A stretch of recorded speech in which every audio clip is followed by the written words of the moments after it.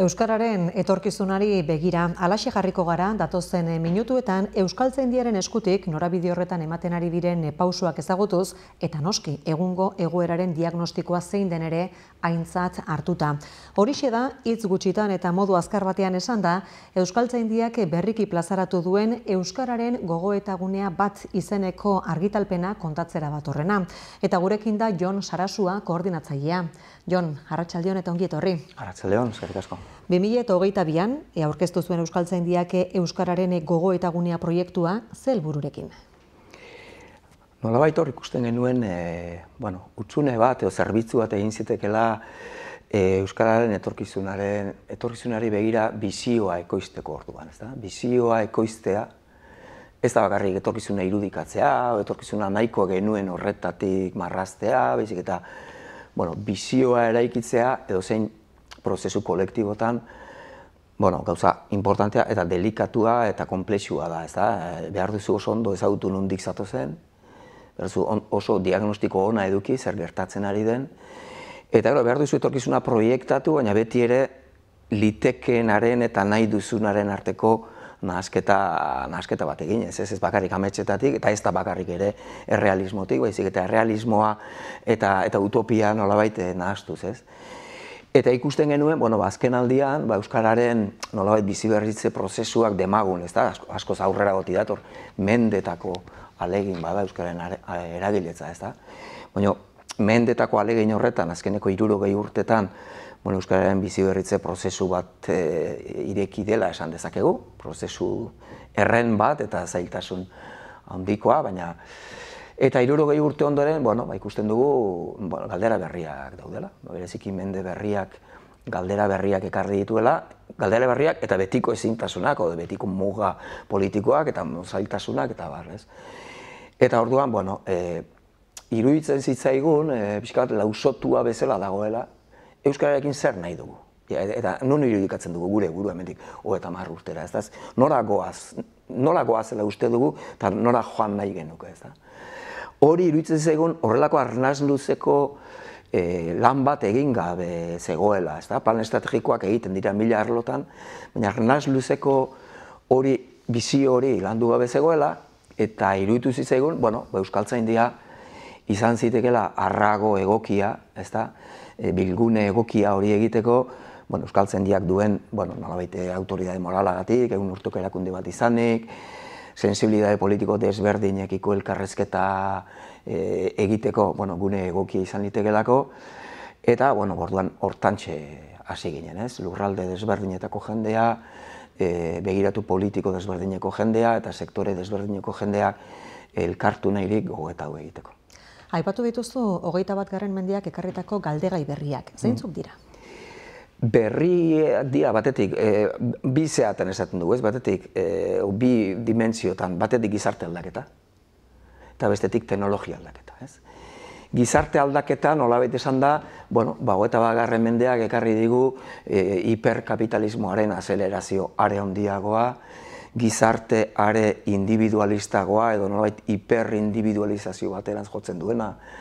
Horrekin zenbait zuntz sozial eta komunitario ahultzeko joera, konpromiso kultura ahultzea, nolabait gauzekiko atxikimendu sendoa ere gaur egun zailtasun gehiago ditu. Orduan, oro har gizartea eta gizarteen jarrera eta belaunaldi berrien jarrera onerako txarrerako, baina izan dezagun aldatu egin dela, ez da? Eta behar bada hortan euskara bezalako konpromiso sendoa behar duen prozesuari, ez diola zentzu hortan mesederik egin zenbait gauzak, ez? Eta gero bestetik teknologia aldaketa, ez? Teknologia aldaketak dakarrelako besteak beste fragmentazioa, konsumoaren fragmentazioa, ez? Bakoitza dabil bere mundutxoan egon daiteke, ez? Smartphoneen bidez, pantailen bidez, eta konsumoa fragmentatzeak komunitatea ere fragmentatzen du, ez da? Eta horrek zailtzen ditu, garai batean egiten genituen gauza asko, ez? Telebista audientziak eta kulturgintzaren garrantzia eta gauza asko, zaildu egiten ditu, ez? guretzat eta beste hizkuntza minorizatu batzuentzat ere bai. Tira eta faktori horiek aintzat hartuta eta egungo egoera zein den ere ikusirik esan moduan 2022an abiarazi zenuten proiektua eta ordutik egitasmoak emandako emaitzak jasotzen ditu plazaratu berri duzuen argitalpenak, ez da euskararen gogoeta gunea bat argitalpenak. Bi ponentzia ditu oinarrian, horietako bat Olatz Altuna eta Jon Azpiazuren euskararen egoera soziolinguistikoa ikuspegi orokorra. Zein da egoeraren diagnostikoa? Bueno, diagnostikoan gauza asko daude eta diagnostikoan daude elementu positiboak, eta ikusten da, azken 10 alditan leku importante batzuetan euskararen ezagutzan nabarmen gora egin dugu.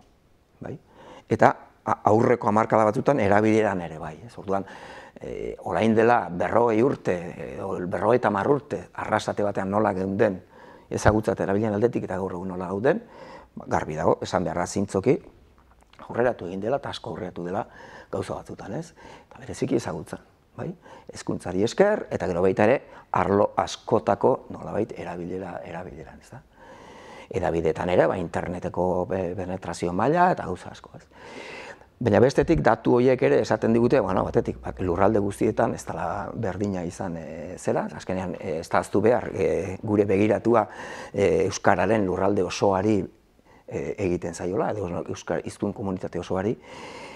Baina bestetik, erabileraren kurbak momentu honetan geldotzen ari dira, leku batzutan jeisten ere bai, ez dezagun, ez?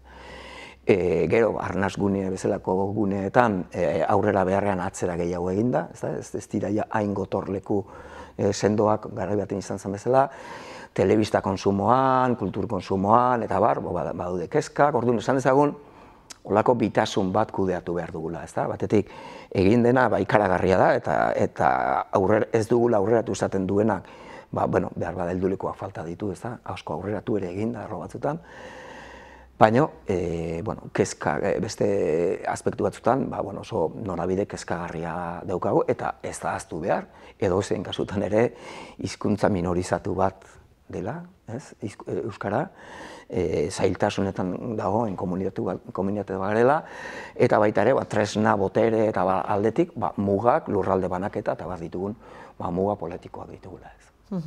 Tira, Moris, izango litzateke ez da, lehen ponentzia batean jasotakoa, bestea zuk zeu kontutakoa da, euskararen etorkizun ikuspegia deituriko ponentzia sintetikoa, ze ideia nabarmentzen dira bertan? Bueno, ponentzia luzea da, ez da, idatziz azkenen 60 bat horri bat azaizkigu, eta grabazioan ere 2 ordu irauten duen grabazio bat dago YouTubeen, euskararen etorkizun ikuspegia deitzen dena, eta orduan zaila egiten zaitez, 2 orduko hori ere laburpen bat delako, baina oro har abiatzen gara esatetik, zein da, orain arte egin dugun ibilbidearen egitura. Bigarrena da, zein da momentutan egoeraren egitura, diagnostikoaren laburpena. Ondoen esaten du, zein da dugun eragiletzaren egitura, ze tresna ditu hiztun komunitateak, aurrera egiteko.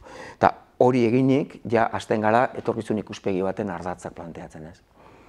Etorkizun ikuspegien ardatzak planteatzen da nolabait 2 dimentsioetan, batetik gizarte dimentsioan, eta hor gehiago da ze politika egin behar ditugun, eta planteatzen da euskararen inguruko edo hizkuntza politika berritzeko ardatz sistema bat, eta beste dimentsioa da komunitatea. Eta hor planteatzen dira baita ere estrategia komunitario batzuk, edo komunitate estrategia batzuk euskararen biziberritze prozesuan. Orduan, igual pixka zaila da ulertzen, baina batetik gizarte politikak eta bestetik komunitate estrategiak. Elkar osatzen eta elkarri laguntzen, baina ez dira gauza berbera, ez da? Gizarte politiken lidergoa nolabait esan da, erakunde publikoek daramate eta komunitate estrategiak berriz, nolabait gehiago komunitate zuntzei lotutako eraketek daramatzate, ez bakarrik horrela, ez da? Baina esan dezagun oso modu laburtuan esateko. Biak behar ditugula iruditzen zaigu, orduan luzea litzateke ez, baina gizarte politikan sartzen bagara, ze hildo handi planteatzen ditugun datozen 25-30 urterako. Eta landu beharreko ze arlo edo adar identifikatu dituzue? Gizarte politiketan adibidez, egin ditugu 6 pauso arlo handi eta 4 jauzi arlo handi. 2 kategoria dira, pausoak eta jauziak, ez da? pausoak dira, orain arte egin ditugun hildotan, eman beharreko urratsak, ez? Eta horiek 6 arlo aipatu ditugu, korpusean egin beharrekoa, kulturgintzan egin beharrekoa, zeran euskalduntze alfabetatzean egin beharrekoa, zeran helduen euskalduntzean egin beharrekoa, etorkinen harrera linguistikoan egin beharrekoa, 6 bat dira, eta jauziak dira behar bada guretzat erdigunerago edo jarri ditugun prozesuak, eta hauek dira nolabait eskala handiko politika aldaketak edo eskala handiko inbertsioak eskatuko dituzten arloak, bata lan eremua, eta planteamendua da lan eremuan egin behar dugula eskala handiko prozesu bat. Orain arte, hemen inguruko kooperatibek eta beste hainbat enpresek egindako prozesua oso ondo dagoela, baina hori nolabait joan behar dugula eskala handiagoan Euskal Herrira zabaltzen, eta enpresek barneratu behar dutela, Euskal Herrian enpresei hizkuntza kudeak eta egitea dagokiela. Hizkuntza aldetik konplexua den gizarte batean daudelako. Hori da bat, bigarrena da aisialdi antolatua edo hezkuntza ez formala, kirola, musika, hor nolabait eskolatik kanpoko hezkuntza ez formal edo aisialdi antolatuaren plan nazional bat nolabait, esateko egitea. Hirugarrena da hedabide matrizea, eta honek goienan daudelarik desente gertutik ukitzen du, nolabait 80. hamarkadako matrizea daukagu Euskal Hedabidegintzan. Orduan egin zen apustua zen, sortu ezagun Euskal Telebista potente bat, EITB handiago baten barruan, eta jendeak Euskaraz Telebista ikusiko du kate potente bat izan da, eta bar, eta gero, bigarren mailan, lagundu ditzagun Euskal Prentsa, eta bar, ez. Hori ikaragarri aldatu da, 80. hamarkadan amestu ziteken Euskal kate potente batekin iritsiko ginela euneko ez dakizen bateko audientzia da, ez. Hori bukatu da, asko fragmentatu delako dena, ez da. Eta ematen du, birpentsatu beharra dagoela hedabide politika, nolabait Euskal hedabideen matrizea bera, Euskal hedabide estrategiaren matrizea. Eta hor, gauza desberdina daude matriz horretan, baina segurazko erdigunetako bat da Euskal komunitateak nekez egingo duiola nolabait lehia, eskala handiko mundu mailako eta estatu mailako eta bertako hedabide handiei, hala ere hor izan behar dugula Euskal eskaintza, baina Euskarak baduela aukera lidergoa hartzeko esparru batean, eta da eskualde esparruetan.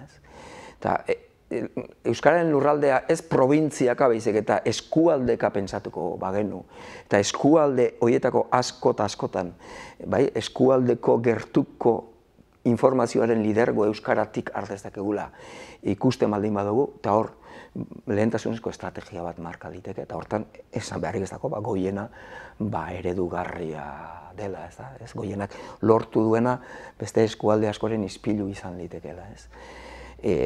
Goiena bezala eredu segurazko misto batetik, eredu kooperatibo bat, baina indar publikoak ere tartean direlarik, eta langileak ere bazkide direlarik, eta bertako gizarte zibila antolatuta, eta oso eredu interesgarria dela. Orduan, hedabidegintzan matrize aldaketa ari gara proposatzen. Tira, aipatu behituzu ez da? Eta, laugarren astu zait, laugarren izango litzake hezkuntza, ez? Hezkuntza, Euskal hezkuntzak, titularra da, Euskal hezkuntzak ez dituela ematen espero zitekeen, espero beharko litzatekeen emaitza, hau da, D ereduak ez dituela Euskal hiztun osoak sortzen behintzat masiboki, Euskal hiztun osoak lirateke Euskaraz bizitzeko kalitatez funtzio guztiak betetzeko gai dena, eta horretarako motivazio duen pertsona. Ez gara ari hori ekoizten, eta segurazko Euskal hezkuntza osoak, eta bereziki Euskal hezkuntzaren zatirik euskaldunenak behar duela berpentsatu eta berrekite potente bat. Tira, horiek pixka bat identifikatutako esparruak, batzuetan jauziak, beste batzuetan pausoak eman beharra, zein izango da dinamika? Bueno, dinamika ez da gure esku, ez da, nolabait Euskaltzaindiak egin nahi duena, 2 urte daramagu, eta beste urteter bi falta zaizkigu, 4 urtetan egin nahi duena da zerbitzu bat, etorkizun ikuspegi bat, bizio ariketa bat egin, aliketa kalitate handienez, aliketa jende gehiena bilduz, aliketa espezialistarik zenduenak bilduz, eta hori, alden kalitate handieneko etorkizun ikuspegi bat eskaini. Eskaini nori, euskararen mundu antolatuari, alderdi politikoei, eta nolabait erakunde publikoei. Euskaltzaindiak eskaini besterik ez dezaiek egin, eta behar bada ari batzuk josten saiatu, sukalde lan bat egiten lagundu, akordio politiko bat egiteko, eta nolabait euskararen eman behar dien jauzi horiek elkarrekin eman ditzagun laguntzeko. Baina protagonistak esan zagun alderdiak direla, erakunde publikoak direla, edo euskalgintzaren nolabait beso antolatua bera, ez da. Egindakoaren aurkezpenak Jon, zer moduzko harrera izan du? Bueno, ona, egia esan, orain aurkeztu berri dugu liburua bera, ez da? Baina liburuaren aurretik hemengo ideiak, bideoz eta bar, ja aurreko urtean edo zabaldu genituen, orduan ja urtebete daramagu nolabait ideia nagusien feedbacka jasotzen, kontrastea jasotzen, eta egia esan pozik gaude. Pozik gaude, gauza asko jaso ditugulako batetik, eta bestetik oroar oso angelu desberdinetatik aitortzen ari zaizkigulako, norabide bintzat sakona eta gogoeta sakona egin dela, ez da? Orduan, pozik gaude, iruditzen zaigu akordio baterako zorua izan ditekela, baina hori ja ez dago gure esku. Gobernuan eta oposizioan jende berria dago, zer eskatuko zenioke Jaurlaritza berriari? Nik uste, nik positiboa izan nahiko nuke, ez da? Iruditzen zait doinu berriak beti direla onak, eta inpresioa daukat oroar, bereziki bi alderdi abertzaleek badutela kontzientzia euskararen prozesua une delikatu batean dagoela, eta jauziak egin behar direla. Horraino iristea asko da, ez? Eta, iruditzen zait, bi alderdi abertzaleek erakutsi dutela, azken aldian gizarteari erakutsi diotela, kezka bat, eta aurrera egiteko gogo bat, ez da? Eta gero, ez da aztu behar, euskara ez dela mundu abertzalearena, euskara denona dela, eta abertzale ez diren familia o sektore politikoek esaten dutena ere oso aintzat hartu behar dugula, eta nolabait, euskararen etorkizuna datozen 25-30 urtera planteatu behar badugu, nolabait denen iritziz eta denen oniritziz eman behar diela jauzi horiek, ez da? Hor lan pedagogiko bat dago egiteko, lan pedagogiko bat ez bakarrik esanez, bezik eta esanez, eta entzunez, ikusiz, ulertuz bestearen marra gorriak nun diren, bakoitzaren irudikapen filosofikoa eta irudikapen politikoa zertan dagoen, eta hor nola josi liteken, ez da? Ustez, guk euskaltzaindietik egin duguna horri begira egina dago, eta hor errespetuz, alderdi politiko desberdinen plaza horretan, errespetuz kokatzeko bokazioz egina. Uneotan munduko hizkuntza eta kultura galeren erritmoa inoizko handiena da, zer ari da gertatzen? Gertatzen ari dena handia da, ez da, mundu begiratu batetik begiratzen badin badugu, munduan hizkuntzak galtzen ari dira abiadura handiz. Kalkulu askoren arabera, inoizko abiadurarik handienean, 6.000-7.000 hizkuntza daudela kalkulatzen dira munduan, eta UNESCOk berak ohartarazten du, horrela jarraitzen badugu, joerek horrela jarraitzen badute, asko eta asko, batzuk izan dute erdiak, beste batzuk izan dute gehiago, beste batzuk gutxiago, baina hizkuntzak oso kopuru handian desagertuko direla, ez da. Hori guk garabiden ere bagabiltza eta garabidetik ere ikusten dugun gauza bada, ez da. Ameriketako edo beste kontinente batutako bertako hizkuntza handienak ere atzeraka larrian ari direla, ez. Orduan, nik uste konturatu behar dugula, hau mundu mailako arazoa dela, mundu mailako korapilo baten erdian gaudela. Eta euskaldunok korapilo horren erdian, funtzio bat dugula betetzeko. Besteak beste, azken 50 urteotan mundu osoan geunden egoeratik biziberritze esperientzia bat egin duen hizkuntza zoritxarrez bakarretakoa garelako, ez. Eta hor badugulako zer emana eta zer hartua, ez. Zer galtzen da, hizkuntza bat galtzen denean? Bueno, hizkuntza bat galtzen denean, hizkuntza komunitate baten, kultur komunitate baten ardatza galtzen da, ezta? Kultur komunitate baten garraioa, kultur komunitate baten espiritua, ez dakit nola esan, hor mamitzen delako azkenean kultura edo kultur komunitate bat, ez? Salbuespenak salbuespen. Eta, bueno, euskaldunok badakigu, ez da, zer galduko litzateken euskara galduko balitz, ez da, ez bakarrik milaka edo ehunka urtetako ibilbide baten fluxua. Baizik eta gu komunitate bezala, euskaldunok garenaren oinarrizko garraioa, ez da oinarrizko arrago hori, ez. Eta iruditzen zaizu, geratzen dela euskara biziberritzeko indarra eta kemena? Guk sinistuko ez bagenu badagoela indarrik, ez genuke guk ere hainbeste ez dakit, ez gineke tematuko honetan, ez. Irakurketa batetik egia da, badaudela gauza batzutan ahultze sintomak, badaudela neke sintomak, oro har prozesua ez daukagula gure alde, ez da. Jose Azurmendik elkarrizketa batean esan zuen indola urte batzuk, oso untzi euskorreko argonauta garela euskaltzaleok, eta oro har joerak kontra ditugula. Beste mugimendu batzuk eta gaur egungo kapitalismoaren argi berdea daukate, oso arradikalak iruditu arren oso argi berdea daukate edabide guztietan, eta prozesu batzuk oso bat datoz, nolabait likidotze honekin, baina hizkuntzen borroka ez, hizkuntzen bizileia honek haizea eta urkorrontea kontra ditu. Hortazko zinte izan behar dugu, baina badago oraindik indarra. Oraindik hitzak kendu beharko nuke, ez? Ze ematen du horrelako agonia bat, ez? Badago indarra. Euskaltzale sektorean gaitasun teknikoa dago, gaitasun militantea dago, kapazitate instituzionala daukagu, bai instituzio publikoetan eta hau bezalako instituzio sozialetan, enpresa sozialetan. Iñaki Jurreba asok esaten duen moduan, kontrakoa badirudi ere euskal hiztuna bere hizkuntzarekiko leiala da.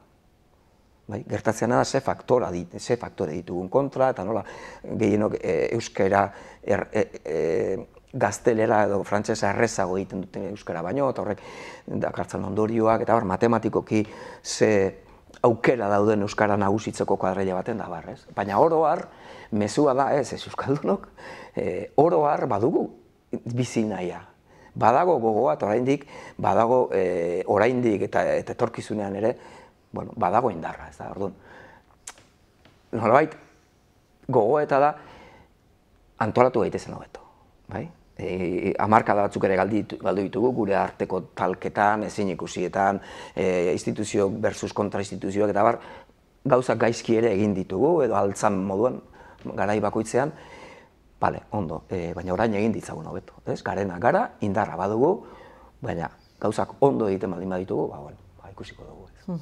Tira, mezu positibo horrekin geratuko gara joan, baina agurtu baino lehen gaur bertan jaso dugu, nola Mondragon Unibertsitateko Humanitate eta Hezkuntza Zientzien fakultateak eta Euskaltzaindiak elkarrekin espezializazio diploma bat atondu duzuen elkarrekin, euskararen normalizazioa eta normatibizazioa 21. mendean. Diplomaren helburua da Euskaltzaindiaren egitasmo espezializatuetan parte har dezaketen pertsonak prestatzea. Badago beharra. Bai, hori da, bai. Euskaltzaindiak ere nolabait arrobia sortu beharra dauka, ez? Euskalgintzako beste zeak asko bezala, ez da? Arrobi problema bat ere izan dezakegu, jende espezializatu behar dugu, unibertsitatetik ez datoz hain ondo formatuta gai hauetan. Orduan, nolabait esan da, jendea espezializatu egin behar da, sakondu egin behar dugu, ez? Asmoz eta jakitez dio esaerak, ez? Asmoz ondo, baina jakitez ere behar dugu hornitu. Eta, pixkat norabide horretan egindako hitzarmena da, ez, Euskaltzaindia eta fakultatearen artean. Jon Sarasua, estimatua dago bisita, ondo segi. Eskerrik asko zuei.